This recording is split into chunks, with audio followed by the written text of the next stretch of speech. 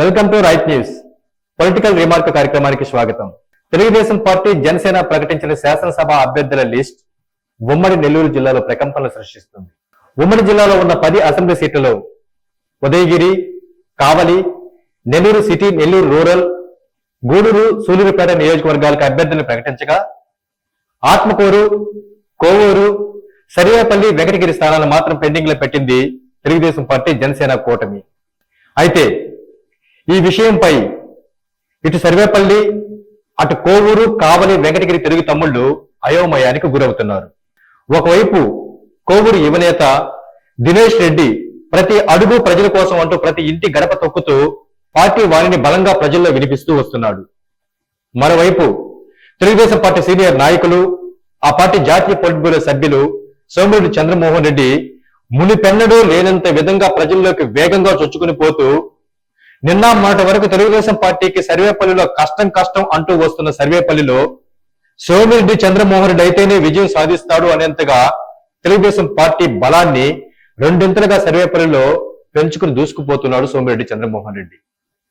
వీరిద్దరూ ఈ విధంగా ప్రజల్లోకి బలంగా వెళుతూ పార్టీ వైపు అనేక మంది తటస్థులను, వైసీపీ నాయకులను పార్టీలో చేర్చుకుంటూ ముందుకు వెళ్తూ ఉండగా అల్లూరు మాజీ ఎమ్మెల్యే, స్వార్థరహిత రాజకీయాలకు కేర్ ఆఫ్ అడ్రస్ గా నిలిచిన కాటంరెడ్డి విష్ణువర్ధన్ రెడ్డి గడిచిన ఎన్నికల్లో తెలుగుదేశం పార్టీ నుండి కావలికి పోటీ చేసి అతి స్వల్ప తేడాతో ఓటమిని పొంది ఆ పార్టీలోనే అలానే ఉండిపోవటమే కాకుండా ఈ 5 ఏళ్ల కాలంలో కావలి నియోజకవర్గంలోని తెలుగుదేశం కార్యకర్తలతో పాటు జిల్లాలోని అధిక సంఖ్యలోనున్న ఆయన అనుచరుల కష్టాలను తన సొంత నిధులతో కాపాడుకుంటూ ముందుకొచ్చాడు.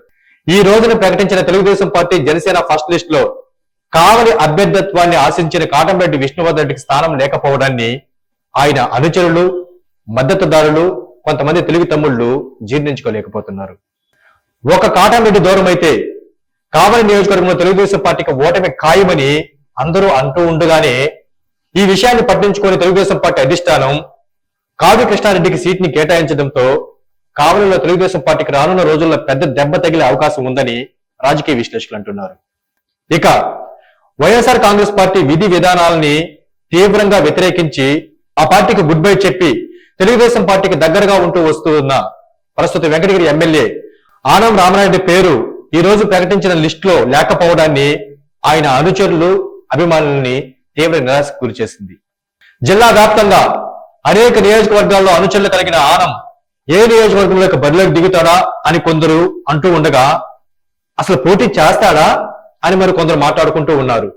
నిత్య నూతన రాజకీయాలకు కేర్ ఆఫ్ అడ్రస్ అయిన ఉమ్మడి నెల్లూరు జిల్లాలో ఏ క్షణమైనా ఏమైనా జరగవచ్చని అనేక మంది అభిప్రాయపడుతున్నారు.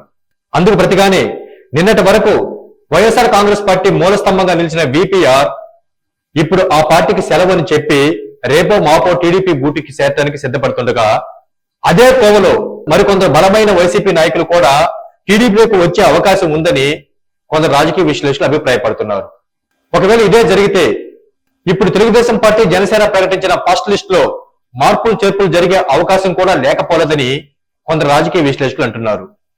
రేపో మాపో తెలుగుదేశం పార్టీ జనసేన కూటమికి భారతీయ జనతా పార్టీతో అలయన్స్ ఏర్పడితే అప్పుడైనా జిల్లాలో ఇప్పుడు ప్రకటించిన ఫస్ట్ లిస్ట్ లో మార్పులు చేర్పులు జరిగే అవకాశం తప్పదని రాజకీయ నిపుణులు అంటున్నారు.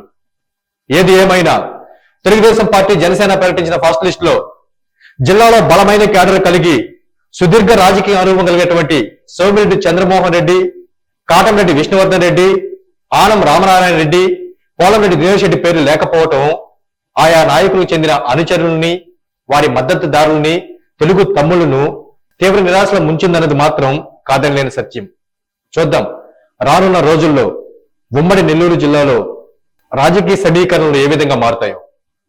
ఈ విషయం కనుక మీకు నచ్చినట్లయితే కామెంట్ చేయండి, లైక్ చేయండి, షేర్ చేయండి, మా రైట్ న్యూస్ ఛానల్ సబ్స్క్రైబ్ చేయండి. ధన్యవాదాలు.